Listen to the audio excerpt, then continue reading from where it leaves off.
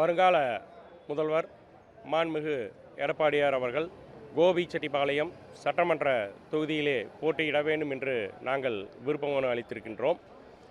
தொடர்ந்து எனக்கும் வாய்ப்பளிக்க கேட்டும் இன்றைய தினம் இங்கே மனு தாக்கல் செய்திருக்கின்றோம்.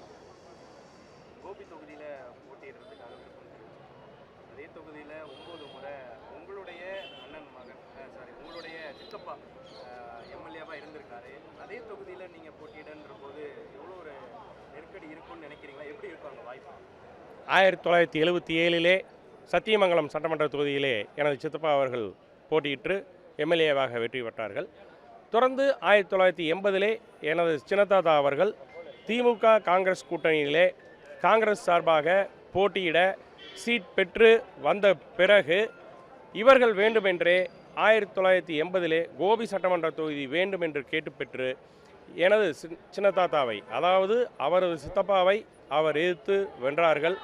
இன்றைய தினம் நான் எனது சித்தப்பாவை எதிர்த்து வாய்ப்பு அளிக்கப்பட்டால், மாண்புமிகு எடப்பாடியார் அவர்களால் வாய்ப்பு அளிக்கப்பட்டால் 60,000க்கும் மேற்பட்ட வாக்குகள் வித்தியாசத்திலே வெற்றி பெறுவேன் என்பதை நான் இங்கே பதிவு செய்ய விரும்புகின்றேன். அவருடைய அந்த தேர்தல் அரசியல் இந்த எலெக்ஷன் எப்படி இருக்கும்னு நினைக்கிறீங்க?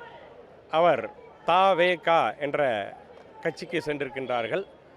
அந்த டிவிகே ஆனது ஒரு சினிமாவாக நடைபெற்று கொண்டிருக்கின்றது. தற்பொழுது படப்பிடிப்பு நடந்து கொண்டிருக்கின்றது. அந்த படப்பிடிப்புகள் எல்லாம் வருகின்ற 2026 சட்டமன்ற தேர்தல் வாக்கு எண்ணிக்கை அன்றே அந்த படப்பிடிப்பு நிறைவு பெறும்.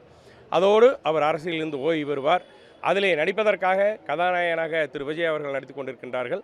அதிலே தாத்தா கேரக்டரில் நடிப்பதற்காக திரு கே.ஏ. செங்கோட்டையன் அவர்கள் சென்றிருக்கின்றார்கள். மற்றவர்களெல்லாம் அவர்கள் கேரக்டரிலே அங்கே நடித்து கொண்டிருக்கின்றார்கள். சில தினங்களுக்கு முன்பாக விஜய் ஈரோடு மாவட்டத்தில் பிரச்சாரம் மேற்கொண்டிருந்தார். அப்போ ஈரோடு தொகுதி கோட்டையாக மாற்றுவோன்ற மாதிரிலாம் பேசியிருக்கிறாங்க.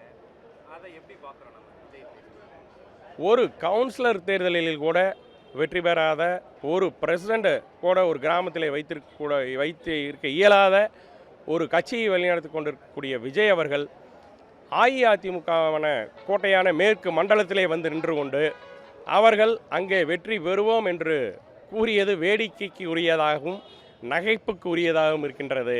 அங்கே இருக்கக்கூடியவர்கள் எல்லாம் ரசிகர்கள் மட்டுமே, ரசிகைகள் மட்டுமே. அங்கே இருக்கக்கூடியவர்கள் எவரும் தொண்டர்கள் இல்லை என்பதை இங்கே பதிவிட விரும்புகின்றேன்.